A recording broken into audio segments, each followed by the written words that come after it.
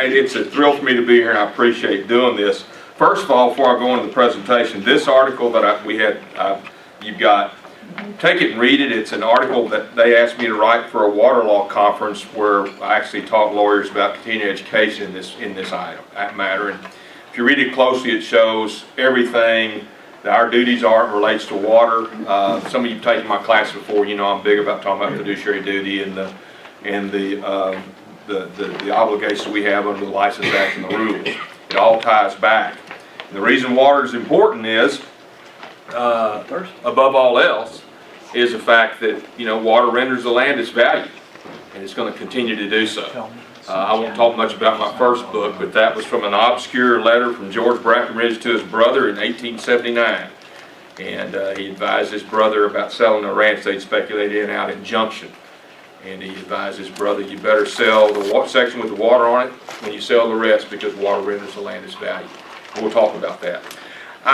This is my 82nd speech about water around the state since July 2012. And the reason I know that is my wife continues to tally them up. Because I'm everywhere from El Paso to San Isidro to Corsicana and around. But I start out with this, and we'll talk more about this later, but I start out with this is the current state of groundwater management in Texas today. We've got 99 districts. But you can see there are big white areas here. One of them's Travis County over here that doesn't have a groundwater conservation district. And that's critical to our management of water in Texas. But I'm going to go through kind of a general primer about water. And I've got an hour. I'll try to not bore you during that hour. Some of you have taken my water rights class and taken my farm and ranch class. I've been lucky enough to get to teach the farm and ranch and water rights class all around the state, especially in the smaller communities where nobody comes to visit them. It's really been a thrill to get to hear their, for 4 to 7 hours I can hear their viewpoints and hear what they're doing, so I have a better feel, I think, than others may be around the state. But think about the fact that Val Verde County, 144 miles from San Antonio down Highway 90, has no groundwater district, and their water could be shipped to San Antonio. Those kind of things I want you to think about. Now, in 1955, Federal Judge Allred wrote in a major ruling, he said that, and he put it in his ruling, water rights are so hopeless and confused in Texas, no one can make sense of them. He put that in his ruling in the Maverick County case. And it kind of told folks, that's why people's eyes roll in the back of their heads when you start talking about water rights. But there's a way to begin to understand them basically when you look at the geological containers and see that we do things odd here in Texas, but there's a way to generally understand them. And I'll try also to always go back to think about what our duties and obligations are as real estate brokers and licensees. Now, I've written lots of articles about water. You've probably seen them. Wrote that book about water. I've got another volume coming out in a couple of years about that, which is a history of water rights in Texas. And my new book, Sharing the Common Pool, Water Rights in the Everyday Lives of Texans, is being published by A&M Press. We worked on it for 4 years and had to continue to revise it because the policies kept changing. And finally we've got it kind of put to bed. It's done. Copy editing's been done, typesetting's been done. It goes, of course, all the major publishing companies now send it to China to be printed. So we'll get it back in the spring. But it'll be a layperson's viewpoint of water, because I don't want all our upcoming water lawsuits and the big ones to be just bench trials. I want juries to understand what they're doing. And that's what because there are the water wars are going to start, folks, like it or not. Now, let me give you a couple of slides about the big picture on Texas water. We always focus too much on supply and sources and just too little on the use of water. Water is damaged mostly by human beings, but not in a way that you would always think. It's in the way that we just use in the bathroom. It goes to the sewage treatment plant, goes back in the rivers and streams. Most water in rivers below major cities is basically made up of effluent that's come through some system and passed down. And we've learned now that a lot of the medicines and drugs that we take have hormones in them, and those hormones pass through our bodies and go back through the system, and they never get broken down as they go back into the water. So as you go downstream, it changes. Birth control hormones change the sex of amphibious creatures and things like that, which is a big part of our world. We have to understand in Texas, we have our own water laws, but there's supra, S-U-P-R-A, legal authority of the federal government over us. And believe me, that's going to affect us as time goes on. Now, we focus, irrigation uses 60% of our groundwater. Across the world, irrigation uses about 60 to 70% of all water use, which we needed. You know, if you took I-35 and ran it to Minnesota, everything west there has water problems. Everything east there doesn't. Kind of simple. And we're beginning to see Texans, as I go around the state and lecture and talk, we're going to find out in November, Proposition 6, whether we're Texans or East Texans, South Texans, West Texans, Central Texans. And I'm already hearing different thoughts from people in other parts of Texas about that. We don't focus enough on conservation of water. San Antonio's doing a good job about that. They have to. We can all do better in water conservation. We don't need to have our tap running while we're brushing our teeth, all those kind of silly things, but we also need to capture every drop of water off our roofs. There's no such thing as normal rainfall in Texas. I'll show that to you in a minute. But if we would get 30 inches of rain in Austin, you can figure a 4 and 12 pitch, 2-bedroom, 2-bath house with a 2-car garage could potentially capture 60,000 gallons a year. Now, that don't all come at once. You know, it comes over time. We go through big droughts, and it's expensive to save all that water. But members of my family that grew up in farms, I remember my grandfather, especially in Taylor, Texas, he never let a drop of water come off his roof he didn't catch. He grew up he was in the Depression, he understood it. We don't pay enough for water at the tap, and I'm sorry to say that. I'm sure you all hear that 100 times from all the different groups. But all of us are very much investment minded in our business here. I'm not going to invest in a deal that I'm not going to get a return of my investment for 15 to 20 years. Then I get some on. You know, at UT, my first degree in finance, they taught us all about return on investment, how you need to leverage yourself. They didn't teach us about how important return on investment was. We all learned that the hard way in the 80s and other times. And so, but bottom line is most water projects, you know, throughout history are taking 15 to 20 years to get a return of the investment back to you. And so that's why water may not be the new oil. There's all kinds of headaches. So we've got to pay. My students at St. Edward's basically think their water right, until you educate them, is, well, if I pay my bill, my water right's at the tap. Take all I want as long as I pay my bill. And we're doing a good job at St. Edward's because we focus on water there in some areas, a lot that people understand, maybe more. We're having a big fight between urban and rural areas, which I'll talk a lot more about, and we're going to have to make a big choice in Texas between urban and rural areas when it comes to water. It's not just water for drinking, it's all kinds of implications. If 90% of us live in urban areas, maybe the urban areas ought to win, but maybe not. Those are hard decisions. If you take away the water from rural areas and run them to urban areas, what happens to the tax base? Because water renders the land its value. Our most cherished value in Texas is public school education through the 12th grade. That's our most cherished value. We base it on ad valorem tax valuation. If Hondo's water goes to San Antonio, Hondo's ad valorem tax base will drop, okay? And what happens there? Eventually that spiral continues. Forget it. Even though we've got Robin Hood moving money around, eventually we'll spiral on down to where the whole community has problems. And that can be I stopped it. It's okay. It can be a real headache. So we've got to pay attention to that, you know. Our lives are based on water. You don't want to buy a piece of land that doesn't have water to it, okay? Running water now on land, y'all know, those of you that out in the country realize running live creeks on water is a geometric progression of what the land's worth without it. And it'll continue to be so. Municipal and government credit ratings now depend on water availability and planning, not only planning but implementation. In October 2010, the Ceres think tank group from Boston wrote a big report about water availability and what bond ratings should be in cities around the United States. They recommended Atlanta's bond rating drop down 3 notches because they had no water plan. They had no water plan. They had no idea where they'd get more water. At least we've got a 50-year water planning cycle now that we try to work on. We haven't implemented that plan. And let me tell you, like it or not, we're still dependent on Eastern capital. The capital for our growth in our state comes out of New York, like it or not, as mad as it makes me.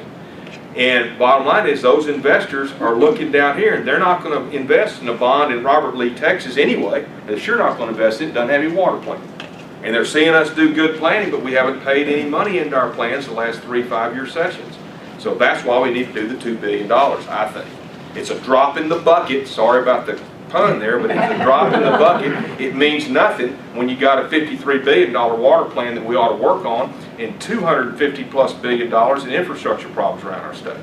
We got dams that are having problems, folks. You know, there's no water back coming from the rain. Well, maybe those dams will be a moot point someday. But right now, we've got kinds of headaches there. Nothing that we can't solve, though. Private golf courses, the Texas Association of Recreational Organizations, which Gib Lewis is their lobbyist, came to me after I did a presentation for the Texas Turfgrass Association in San Antonio, which literally was, I didn't know much about it, but it was at the big Henry B. Gonzalez Convention Center. There must have been 4,000 people there. Wow. It's that big a business, and they had me talk about water and water rights history, and then they had me go up to Ridgely Country Club in Fort Worth back in the summer just to talk to the country club managers and golfers to discuss the problems they're going to have with water down in the future. And that water problem is coming toward them because the first people to be picked on are the studious country clubs. The next will be regular golf courses because they use a lot of water. So there's a lot of things that are there to deal with. Now, we have to understand water rights. We don't have to be hydrogeologists. We have to be water lawyers. We got to understand how water rights affect us. We got to understand for our clients that there's bunches of different regulatory groups that could impact the water to our properties. Now, we don't have to interpret those regulations. We got to tell them they're involved with them. And I'm right now, hopefully, I think I've convinced our risk management committee that we're going to add a part to our disclosure notice. At least it'll say whether or not a property is in a groundwater conservation district. I'll talk about that in a minute. My whole goal is eventually to get the contracts changed at TREC to reflect that. Now, Texas is growing, it's going to continue to grow. Now, y'all may have seen this slide before. This is zero normal for water, supposing rainfall in Texas. This is 200 years of it, nothing normal. And every time we have these big droughts, we make policy decisions. The interesting thing about this, we have a big drought in the 1750s, 100 years later, 1850s, in the 1950s. And it made huge changes, big decisions. This year, back here in 1887, we had a big drought followed by the worst blizzard we had in the Midwest that killed almost 90% of all the cattle. And banks busted because of that, because that's where banks lent money on. So, you know, all these droughts make a big difference. It's either drought or deluge in our state. There's the 1950s drought. We changed our Constitution in 1917 to say it's the duty of the legislature to conserve our resources because of the drought. We had a big case called Hess versus Short in 1925 because of the drought, which said the floodwaters of the state of Texas are going to be owned by the state of Texas. Okay? And then we come into the 1950s drought. Well, growing up here in Austin, I always remember they opened the floodgates for the first time on Lake Travis in '57. But if you look at this drought didn't end in 1957. It really continued on. In my first degree at UT, I was interested in drinking other than water at that time at my attorney house. We had a big drought that year. So, I mean, these drought cycles come and go, and even the most conservative professors I know and scientists I know around this state, we're all kind of scratching our heads saying, well, looks like we've got some climate changing coming on. There's warming involved. No matter how we like it or not, we better prepare for the worst. So that's what I keep, that old Boy Scout, be prepared. I mean, that's what we've got to be. And understand, folks, as I preface all this, it takes 20 years to get right away to run water pipelines around places, okay? Because we live in a state and in a nation that has just compensation when you take away people's property. But people argue about those values, all right? So we can't, if we're going to have a water problem in 2030, we've got to be working on it now, right now. We can't wait till that time, then think we can run water from East Texas down here. Well, I mean, just think about running a water line or condemning property for 20 miles, how long that takes. So we've got to do it now. We all know about the water cycle. There's one finite amount of water. It moves back and forth continuously. In Texas, we're in a unique situation as far as water ownership. If you took a water molecule, as it runs off the ground, and before it reaches the stream, it's your water if you're the surface owner. Once it reaches the stream, it becomes state water. Once it goes down underground, it's your water. But it's all mixed together, okay? So that molecule is like a chameleon. And if you've ever walked in a creek bed, like we all did back when we were kids, you'd all of a sudden feel cold water between your toes. So that's a spring feeding that creek. And down around the bend, you'll see a little funnel where it's feeding an aquifer. that water changes continuously. There's all kinds of headaches for real estate agents too. My neighbor at my ranch in Floresville, I drilled my third water well up on the hill. I've got a mile of frontage on Cibolo Creek, which luckily runs all the time. But he's down by the creek, and he comes and teases me, being a city boy, laughs about the money I spend on water wells because I'm getting salt water. Well, I'm down here by the creek, and I've got a 60-foot deep well, and it's artesian flow from pressure. Great. Well, Ken, guess what? That's not groundwater that you own. That's the underflow of Cibolo Creek, which is the state's water. You know, the state owns the underflow of creeks also. In fact, creeks actually have underflow, and rivers have underflows you don't see.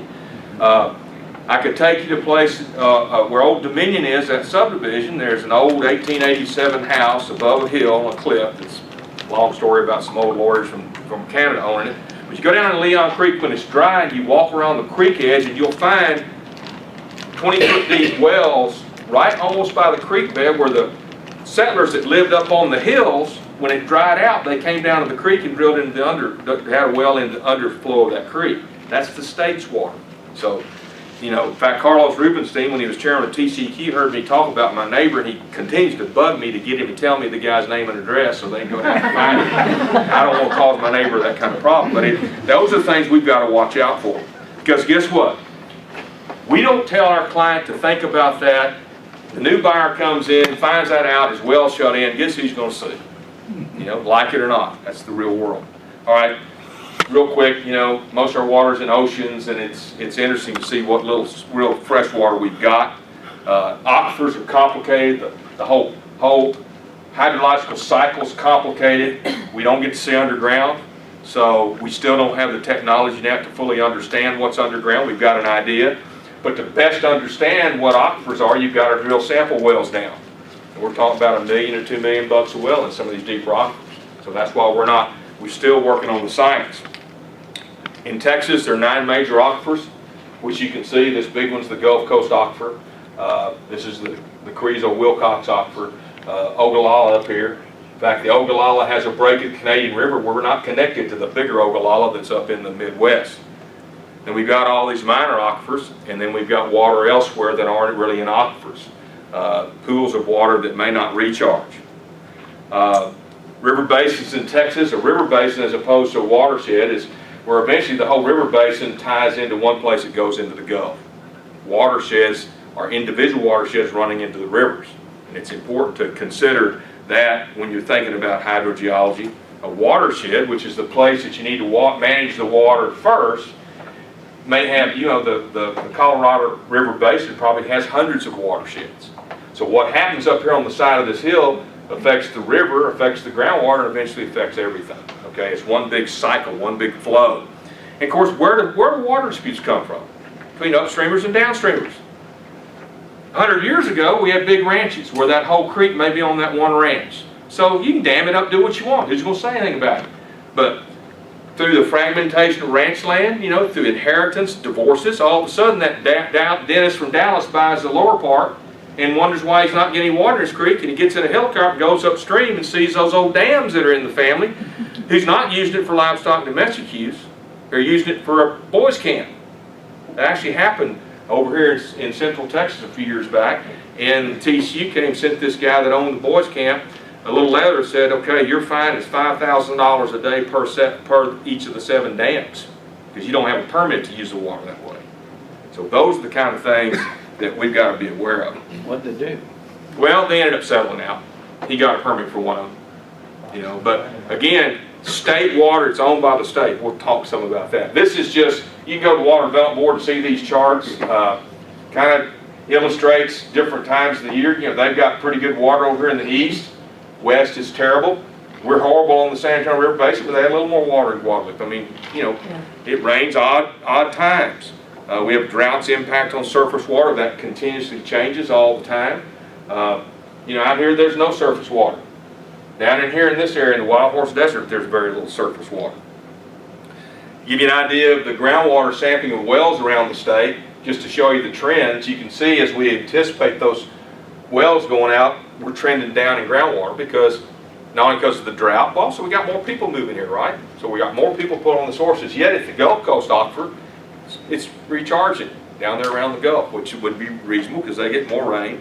other sites of water. This is the Carrizo Wilcox up by Tyler. They're drawing it down. Of course, down here in LaSalle County, it's really going through a drawdown because of fracking. And, and that's just the way it is. The Cedric Evers Aquifer, we look like it's going to continue to go back and forth, but this is stage 3 drought. And we're touching around on that level at this point in the Edwards Aquifer down around Bexar County. And we've got other thoughts about that. Of course, the Waco-Mesilla Boson, there's several transboundary aquifers out around our state, especially in El Paso.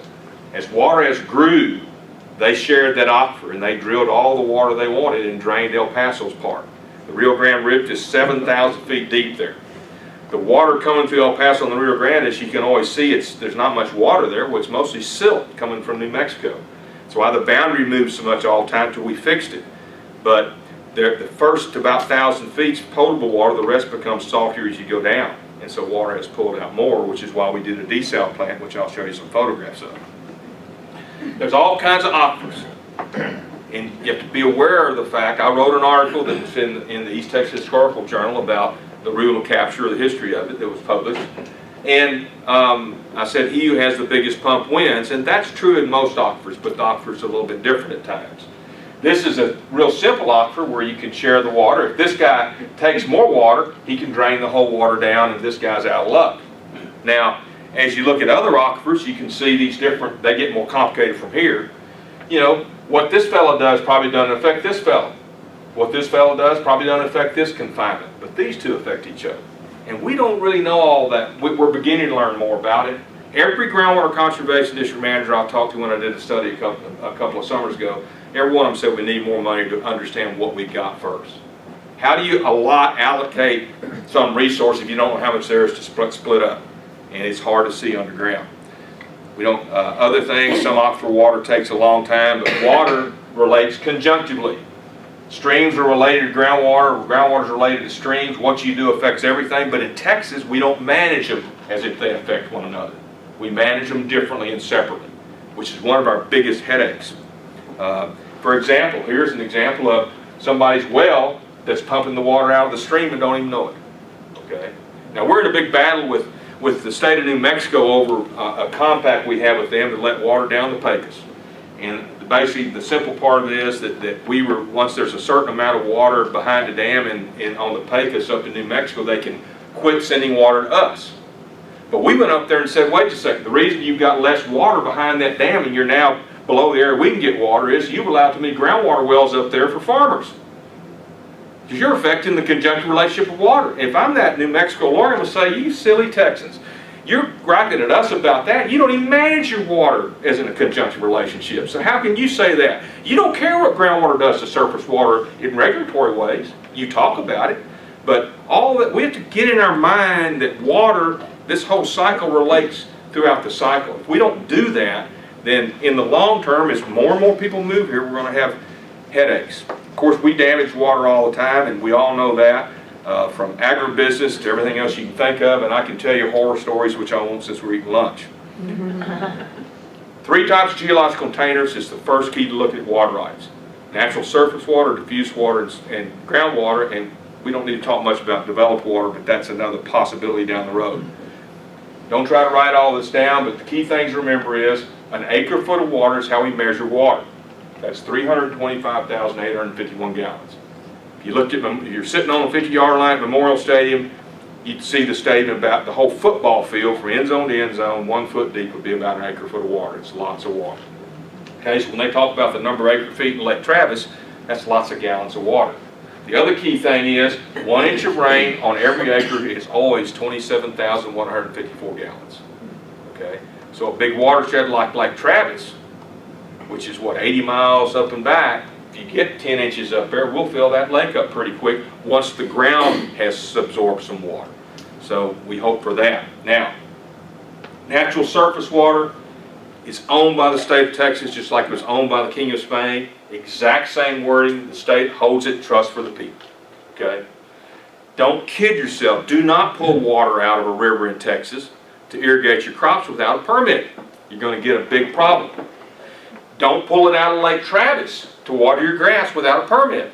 I spoke at UT recently, and Becky Motel in the speech. She was next after me, and she said, well, now at the lake's low, we can see where all the people are pulling water out of the lake illegally.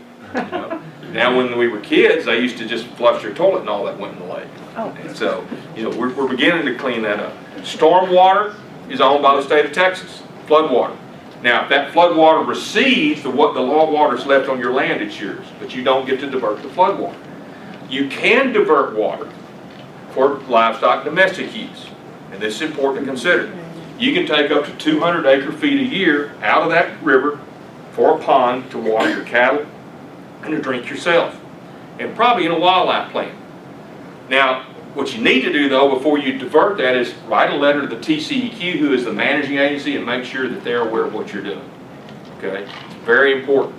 Now, I've heard different lawyers and different water masters around the state will tell me, well, on my property, how many of those could I have? Well, Carlos Rubenstein says you get one for your whole piece of land. Others say as many as you want. So all these things are still being developed somewhat. In Texas, first in time is first in right. Okay? Whoever has the oldest water right gets the water first, and then it goes to juniors after that. And cities don't have priority unless they have an older water right. Most of the cities on the Rio Grande don't use the surface water. They've got other water sources. We also have water masters in Texas. A third of the state is controlled by water masters. Even though you've got a water right, you still have to go to the water master to ask to use that water, okay, for irrigation purposes. Up here in the Concho River water master, here's how we can get in trouble as a real estate broker. Say you're representing a rancher who's got 50 acre-feet in a prior senior appropriative right to take water for irrigation.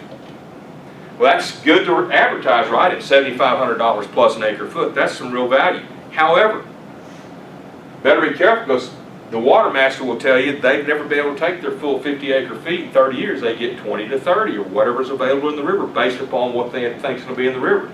So here's our scenario. You go out, represent somebody, it's going to be 50 acre-feet. Well, you can prove it by the permit, but then that buyer goes to draw 50 acre-feet, and he's fined for taking more than 30. Well, who are they going to sue? You know, so you need to go that further route and make sure that seller discloses everything about the real process there. Is that us being lawyers? No, but you remind the seller to tell everything they know about that, because it's complicated. And it gets even more complex. Look at this whole area here. The South Texas Water Master affects all the rivers down there. So, you know, if you're going to do farm and ranch work and you're going to go down here to the Cotulla area or somewhere, go see the water master, go see the county agent, go figure out what the water is. Again, you're not being a hydrogeologist. You want to investigate what's happening in that situation. Diffuse surface water is water that runs off your roof. It's yours before it enters the water course, period. Okay? There's no question about it. The city of Colorado used to not let you do that. They now have a model. You can at least capture water off your roof in Colorado. They used to not let you catch water off your roof, because they recognize the conjunctive aspect of water runoff. Okay? Groundwater. This is, understand that surface water across the state is fully allocated. You can probably get temporary permits, but that all happened in 1967. So don't think you're going to get any major amount of water out of a river except for domestic livestock use. So the game in this state is groundwater. That's the water that percolates beneath the soil. Now, we argued for years in the courts, which I didn't think most of us don't think there was a reason to argue. You own the water beneath your land, period. Always have been. If we follow the absolute ownership, we own everything down to the center point of the earth. Okay. Now, water is hard to own underground because it's fugitive. It moves around all the time. So how do you associate a property right with it? But we finally put an exclamation point on that ownership with Senate Bill 332 in 2011, and then a big case called David Gang reconfirmed that. You own the water in place. Now, a lot of lawyers out there who are advising their appraisal districts say, okay, that water's worth $7,500 an acre foot. If it's in place and it's your property right, you need to be taxing that water value. Now, I can argue all day long with Renee Hicks, the attorney, that that's not something he should be doing, but he did it in a water law conference I spoke in and looked at the audience after I brought it up, said every one of you out there ought to be taxing that. Okay? The practicalities are they can't figure out how much water is there to prove what's underneath the ground. But think about that attitude that's there, as we all need more ammo taxes. Two key cases, the Rural Capture. Okay? The Rural Capture is not an oil and gas case. It's 1902. Decided in 1904 Texas Supreme Court. WA East versus Houston and Texas Central Railway Company. You might know who this fella is. That's Woody Wilson. Who's that fella?